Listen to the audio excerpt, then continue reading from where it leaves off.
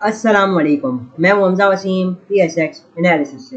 अगर आज मार्केट के हाल से बात करते हैं तो आज की मार्केट तकरीबन 150 पॉइंट के साथ पॉजिटिव बन रही है। KC 100 इंडेक्स तकरीबन 51,177 की सतह के करीब बन रहा है। जहाँ वॉल्यूम्स की बात की जाए तो 215 से जायद मिलियन का काम KC 100 इंडेक्स में हुआ, जहाँ KC ऑल शेयर के अंदर 427 मिलियन का काम हुआ, जिसकी वैल्यू 15.5 बिलियन बनती है। तो वॉल्यूम वाइज अगर हम बात करते हैं तो डे ऑन डे बेसिस पे तो डेफिनेटली कुछ हम बेहतर देख रहे हैं वॉल्यूम्स। और फिर अगर हम बात करते हैं तो आज जो है मार्केट ने कैसा परफॉर्म किया। आज मार्केट ने एक हाई लगाया 51,483 का, और उस लेवल से करीबन आप कैलकुलेट करते हैं तो 300 पॉइंट के करीब नीचे आकर बंद रही है।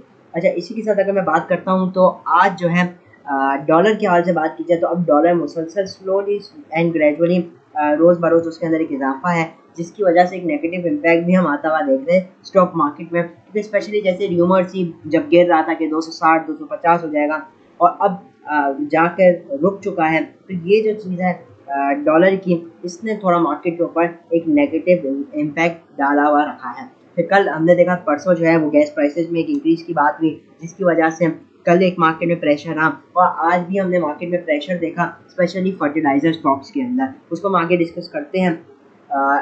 लेकिन अगर हम बात करते हैं आज के दिन के टॉप एक्टिव स्टॉक्स के हवाले से, तो आज के दिन टॉप एक्टिव रहा WTL, जो कि 1 रुपये 38 पैसे पे बन रहा, 11 पैसे का इजाफा हो रहा। 80 मिलियन से ज्यादा का काम आज BOP 21 पैसे पॉजिटिव रहा। FCCL तकरीबन अपर कैप के पास बन रहा है, आज इसकी अर्निंग आई, आउटस्टैंडिंग अर्निंग आई। स्पेशली इंटरेस्ट रेट इतना इजाफा है, फिर भी 1 रुपये से जायद क्वार्टरली अर्निंग है, जो कि एक बहुत ही ज़बरदस्त अर्निंग हो जाती है FCCL के हाल से। मजीद इनकी एक्सपेंशन जो है वो भी ये एक्सपेक्ट करते हैं सेकेंड क्वार्टर ऑफ FY24 तक कंप्लीट हो जाएगी, जिससे जो है इनकी मजीद सेल्स में एक इजाफा हो सकता है, मार्केट शेयर बढ़ सकता है इनका जो सीमेंट में है।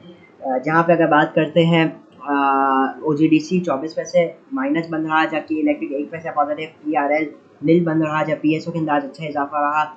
हप्को ने आज डिविडेंड अनाउंस किया, तकरीबन 5 रुपये इसने डिविडेंड अनाउंस किया। इसके अंदर कुछ पॉजिटिव एक्टिविटीज़ रही, जहाँ मैपली 44 पैसे प्लस, जहाँ JS बैंक 11 पैसे प्लस बन रहा। टॉप एडवांसेज की बात की जाए तो कुछ लिक्विड स्टॉक है, जैसे HIFA हो जाता है, फिर अल शहीद कॉरपोरेशन को आज अपर कैप लगा।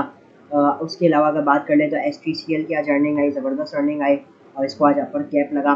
फिर अगर बात कर लेते हैं तो एक हो जाता है शाहीन इंश्योरेंस, बाकी तो मोस्टली सब इन लिक्विड ही स्टॉक्स हो जाते हैं। फिर टॉप डिक्लाइन साइड पर अगर बात करते हैं तो कुछ लिक्विड स्टॉक हैं, जैसे कि GFIL हो गया, मीडिया टाइम्स लिमिटेड, सितारा पर ऑक्साइड आज लोअर लॉक पे रहा, हाला इंटरप्राइजेज और रूपाली पॉलिएस्टर।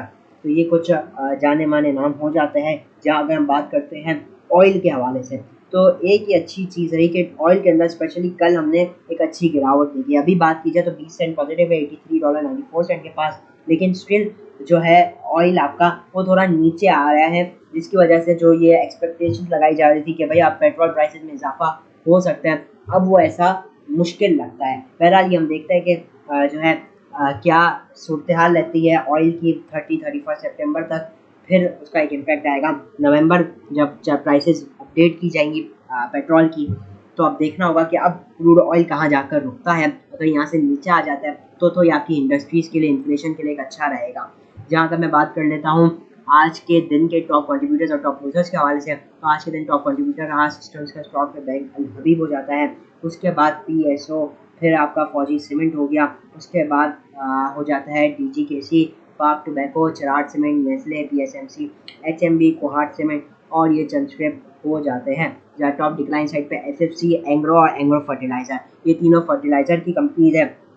अच्छा, एक चीज़ हम ये देख रहे हैं कि देखिए जब कभी गैस प्राइसेस में इजाफा होता है तो उस पर एक फर्टिलाइज़र पे एक बहुत बड़ा इम्पैक्ट पड़ता है, ठीक है ना। इनकी जो कॉस्ट ऑफ प्रोडक्शन होती है वो बढ़ जाती है, जिसकी वजह से नेट मार्जिन जो है या ग्रॉस मार्जिन जो है उन पे एक इम्पैक्ट आता है नेगेटिव तरीके से, मतलब उनकी अर्निंग्स पे एक नेगेटिव इम्पैक्ट पड़ता है। तो बहरहाल कल तो ऑल दो इम्पैक्ट नहीं लिया था फर्टिलाइजर सेक्टर ने, लेकिन आज अलबत्ता इसने इम्पैक्ट लिया है। फिर HBL नीचे आया, हमारी पेट्रोलियम, थल, लकी सीमेंट, PSEL हो जाता है, Fatima fertiliser, UBL, PPL, OGDC, POL, National Foods हो जाता है, और फिर आपका आखिरी शेयर हो जाता है हाइनू। तो ये हो जाते हैं कुछ लिक्विड स्टॉक्स। तो ये हो जाते हैं कुछ आज की मार्केट के हवाले से। जहाँ पे हम बात करते हैं वर्ल्ड इंडेक्सेस के हवाले से, तो आज Bombay stock exchange 522 point negative रही, जहाँ पे यूरोपियन मार्केट्स में हम मोस्टली पॉजिटिव एक्टिविटीज़ ही देख रहे हैं। मिडिल ईस्ट की मार्केट भी आज पॉजिटिव रही, जहाँ पे आपकी जो हो जाता है बेसिकली एशियन मार्केट जैसे चाइना मार्केट और ये सब, इनके अंदर भी हमने ओवरऑल एक जो है पॉजिटिव इम्पैक्ट ही आते हुए देखा। जहाँ अगर बात कर लेते हैं टेक्निकल चार्ट्स पे और देखते हैं टेक्निकली जो है वो मार्केट कैसी मूवमेंट बना सकती है। तो अगर मैं बात करता हूँ डेली चार्ट पे, इस वक्त मैं मौजूद हूँ KC 100 इंडेक्स के डेली चार्ट पे। अगर आप आज की कैंडल देखेंगे तो आज जो है मार्केट ने हाई साइड से एक रिजेक्शन ली, कल मार्केट ने लो साइड से एक बाइंग देखी और जो है मंडे वाले दिन मार्केट ने हाई साइड से रिजेक्शन देखी। तो मार्केट जो है इस वक्त एक बात तो ये समझ में आ गई कि अब मार्केट साइडवेज में घुस चुकी है। ठीक है, आप देख सकते हैं मार्केट में जो इनडिसीजन है वो देखने को मिल रहा है। मार्केट के अंदर जो है बुल्स और बियर्स के अंदर एक फाइट देखने को मिल रही है। आप देख सकते हैं जैसे कि आज मार्केट के अंदर हाई साइड से जो है रिजेक्शन आई, इसी तरीके से कल लो साइड से बाइंग आई और उससे एक दिन पहले जो है वो हाई साइड से रिजेक्शन आई। अब मार्केट जो है वो कंफ्यूज हो चुकी है, मार्केट एक न्यूट्रल उसमें जा चुकी है कि अब मार्केट बेसिकली डिसाइड करना चाह रही है कि अब मैं किस तरफ जो है ब्रेकआउट लूँ और किस तरफ जो है वो एक ट्रेंड बनाए। ठीक है ना, तो ये चीज़ें तो समझ में आती है आज की डेली कैंडल को देखकर। तो अगर मैं आ जाता हूँ बेसिकली आवर्ली टाइम फ्रेम में और अब हम देखते हैं शॉर्ट टर्म में मार्केट में कैसी मूवमेंट रह सकती है। देखिए सबसे पहले तो ये कि मार्केट ने जो है कल की क्लोजिंग तो अच्छी दी थी, क्योंकि मार्केट ने तकरीबन वो जो पॉइंट लूज किए थे उसको रिकवर कर लिया था और वो जो तेज़ी थी जो कल आखिर में मार्केट में हमने देखी थी उसको आज कंटिन्यू होते हुए देखा। लेकिन जो एक नेगेटिव चीज़ मैं कहता हूँ या जिसको मैं इतना अच्छा नहीं समझता हूँ वो ये कि आज जो मार्केट ने हाई लगाया वो क्या था 51,483 का और प्रीवियस हाई क्या था 51,419। मतलब जो हाई के दरमियान में डिफरेंस है ना वो कुछ बहुत ज़्यादा नहीं है। ये एक सबसे पहली मैं नेगेटिव चीज़ देखता हूँ मार्केट में। दूसरा अगर मैं RSI दिखा दूँ तो RSI आप देखेंगे जब पिछली बार मार्केट 51,400 पे थी उस वक्त RSI 82 पे था। आज जब मार्केट गई 51,483 पे तो आज RSI 69 पे था। ऑल्दो मार्केट ने एक न्यू हाई दिया, आज का जो हाई था वो एक 52 वीक हाई था मार्केट में, लेकिन जो आज RSI था उसने लो दिया, मतलब प्रीवियस हाई को ब्रेक नहीं कर पाया, जिसका मतलब है डाइवर्जेंस है मार्केट में और ये डाइवर्जेंस को ही बेसिकली शो करती है मार्केट। लेकिन एक बात मैं हमेशा बता चुका हूँ कि कभी भी डाइवर्जेंस का मतलब ये नहीं होता कि आप डाइवर्जेंस दिख जाए, अगर बियरिश डाइवर्जेंस है तो डायरेक्ट माल बेच दे, मार्केट में शॉर्ट कर दे, दिस इज नॉट द वे।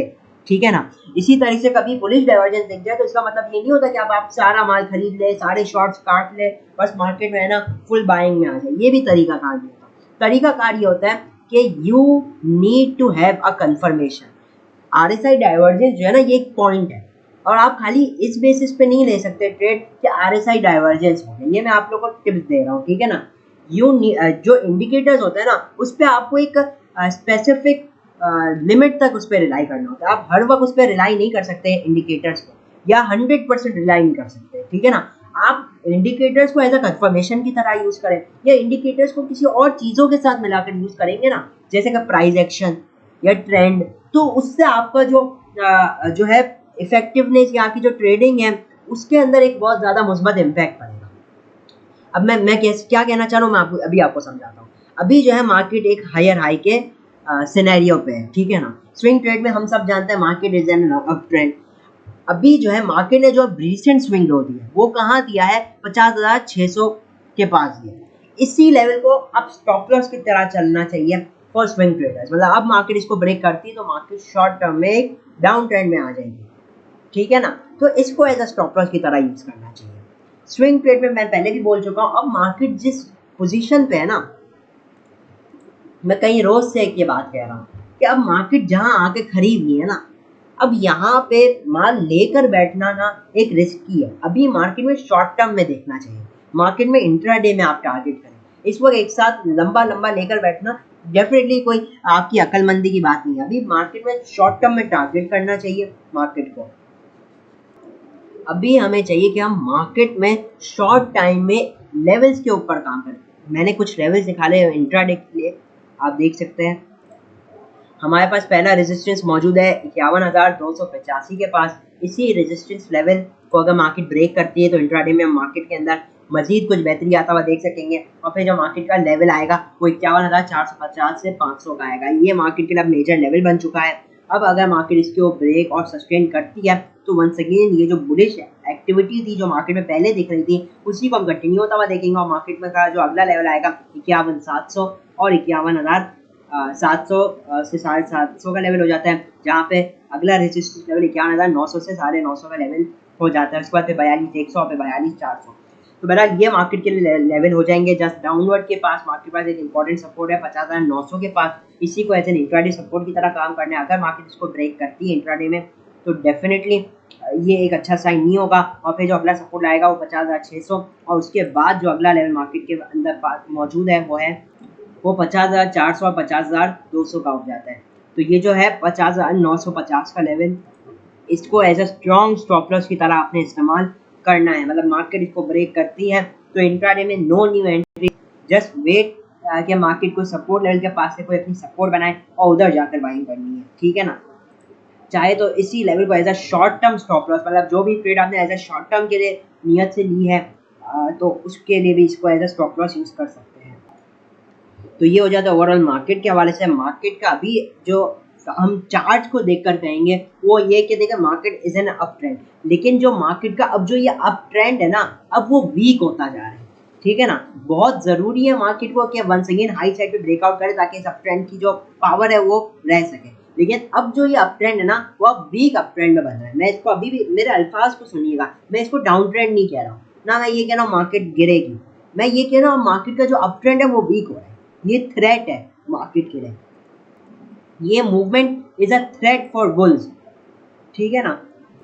क्योंकि कुछ स्टॉक्स अच्छे परफॉर्म कर रहे हैं और कुछ स्टॉक्स इस वक्त जो है वो अच्छे परफॉर्म नहीं करे। जैसे डीजी खान सीमेंट बहुत अच्छा आज ब्रेकआउट दिया, बहुत अच्छी मूवमेंट दी इसने, ठीक है ना। तो जिसके बाद डीजी खान सीमेंट है, मैं उसको यही कहूँगा स्टॉप लॉस ट्रेल करते हुए जो है वो हाईएस्ट साइड के टारगेट अचीव कर सकते हैं 54, 54, 50, 55 ये लेवल इजीली आ सकते हैं। लेकिन स्टॉप लॉस इस वक्त ट्रेल करना लाजमी है क्योंकि मार्केट जो है वो एक बहुत ही हाई लेवल पे आकर रुकी हुई है। पहला जो स्टॉक हमारे पास मौजूद है वो है maple leaf cement. Maple leaf के हाल से बात की जाए तो रिसेंटली इसमें हमने बहुत ही बड़ी रैली देखी थी। कहाँ से देखी थी? वो हमने देखी थी 26 रुपये 52 पैसे से लेकर जो इसने अभी हाई लगाया है रिसेंट 36 रुपये का। तो एक बहुत ही बड़ी रैली थी, मोर देन आप कह लीजिए 10 रुपीज़ का इसने गेन जो है वो शो किया। अभी इसकी बात कीजिए तो अभी मेपल लीफ सीमेंट भी एक आप कह लीजिए रेंज बाउंड सिचुएशन में। मैं अगर आवरली चार्ट पे आप लोग को दिखा दूँ तो मेपल लीफ सीमेंट एक बेसिकली एक जोन के अंदर फंसा हुआ है जो कि बनता है तकरीबन 35 रुपये जो है 50 पैसे 60 पैसे पर इसका रेजिस्टेंस लेवल है और सपोर्ट लेवल है 34 रुपये 28 पैसे। अभी ये हमें इसी रेंज के अंदर परफॉर्म करता हुआ नज़र आ रहा है। जहाँ अगर मैं आपको RSI लगा कर दिखा दूँ तो जो RSI है वो भी इसके अंदर एक ओवर और एक बियरिश डाइवर्जेंस शो कर रहा है। तो बहरहाल इसका भी वही होगा, ब्रेकआउट के ऊपर ही ट्रेड होगी इसके अंदर। अगर किसी के पास बाइंग पड़ी हुई तो चाह सकते मतलब शॉर्ट टर्म ट्रेड अगर है उसके पास तो 34 रुपये 28 पैसे पास स्टॉप लॉस होना चाहिए। और क्या कहते हैं इसके अंदर बाइंग न्यू कब बनेगी? बाइंग बनेगी वो जब ये रेजिस्टेंस लेवल को ब्रेक करेगा 35 रुपये 70 पैसे के ऊपर, जब ये आवरली इस पर क्लोजिंग देगा तो ही इसके अंदर न्यू ट्रेड बनेगी, ठीक है ना। वरना इसके अंदर भी बहुत हाईली एक रिस्क में है। इसके अंदर कोशिश ये जो है 34 रुपये का जो लेवल है इसी को एज अ स्टॉप लॉस की तरह एक्ट करना चाहिए। तो जिनके पास ये माल पड़ा हुआ है मेपल लीफ सीमेंट का वो इसी 34 रुपये को एज अ स्टॉप लॉस की तरह यूज़ कर सकते हैं, ठीक है। और वैसे भी इसके अंदर जो है न्यू एंट्री वो ब्रेकआउट से पहले नहीं बनेगी और ब्रेकआउट पे भी सिर्फ शॉर्ट टर्म एंट्री बनेगी, ठीक है ना, लाइक इंट्राडे ट्रेडर्स के लिए, ठीक है। तो ये ओवरऑल एक एनालिसिस मैंने करके दिए। 34 रुपये जिनके पास माल पड़ा हुआ है 34 रुपये एज अ स्टॉप लॉस रहना चाहिए। अगला स्टॉक है पार्क इलेक्ट्रॉन। पार्क इलेक्ट्रॉन भी इस वक्त एक हाईली ओवरबॉट पोजीशन के अंदर मौजूद है। इस वक्त एक साइडवेज में है, 12.5 से 13.5 के दरमियान में इसका ये जो रेंज है वो बनती है। 12.5 रुपये एक इंपॉर्टेंट लेवल है। अगर ये डेली टाइम फ्रेम में इसको ब्रीच करता है या इसके नीचे क्लोजिंग देता है डेली टाइम फ्रेम में तो फिर ये जो है वो नीचे के लेवल मतलब 12 से जो है 11.5 की तरफ इनिशियली मूव कर सकता है और फिर 10 रुपये 72 पैसे जो है ये इसका आखिरी लेवल रह सकता है। ये जो आप लेवल्स देख रहे हैं 11 रुपये 85 पैसे, 11 रुपये 30 पैसे और 10 रुपये 72 पैसे, ये इसके लिए सपोर्ट लेवल रहेंगे। तो 12 रुपये 50 पैसे एक इंपॉर्टेंट लेवल है। इसके नीचे क्लोजिंग जो है वो इन लेवल्स की तरफ इसको एक्सपोज कर सकता है। तो ओवरऑल मकसद यही है कहने का कि इस वक्त मार्केट में स्टॉप लॉस बहुत ज़रूरी है। मैं जो भी कोई भी स्टॉक उठा लूँ ना सब में इस वक्त जो सिचुएशन है वो एक रिस्की की बन रही है। नो डाउट इस वक्त मेजॉरिटी स्टॉक्स आपके अप ट्रेंड में, आपके majority cement stocks up trend में, आपके मेजॉरिटी जो है क्या कहते हैं अपना ये सेकंड 30 के स्टॉक जैसे पाक इलेक्ट्रॉन हो गए, ये भी एक अप ट्रेंड में, मार्केट आपकी अप ट्रेंड में। लेकिन जो इस वक्त मेन इंपॉर्टेंट करता है, मेन इंपॉर्टेंस जिसकी है ना, वो यही है कि इस वक्त स्टॉप लॉस मैटर करता है। इस वक्त हम इतने एक हाई पोजीशन पे आ चुके हैं मार्केट में, अब जो आपका ये अप ट्रेंड है ना, इस वक्त थोड़ा वीक हो चुका है। अलबत्ता ये हाईज ब्रेक होते हैं तो फिर ये जो बुलिशनेस है, ये जो ट्रेंड है अप ट्रेंड, ये तो फिर लंबा मजीद चलेगा। लेकिन अब यहाँ से अगर सपोर्ट लेवल्स ब्रेक होते हैं ना, तो हम मासिव लेवल पे प्रॉफिट टेकिंग आता हुआ देख सकेंगे मार्केट में, जिसकी वजह से जो है वो पॉइंट्स लूज होंगे और फिर जो स्टॉक्स है उनके अंदर भी जो डिप्स है या करेक्शन है वो आता हुआ देखेंगे। तो बहुत ज़रूरी है इस वक्त हम स्टॉप लॉसेस को है वो यूज़ करें, स्टॉप लॉस के साथ ही काम करें। बहरहाल इसी के साथ मैं भी ज़्यादा चाहता हूँ वीडियो अच्छी लगी तो लाइक और चैनल को जरूर सब्सक्राइब कीजिएगा। मैं हूं वसीम, PSX एनालिसिस से।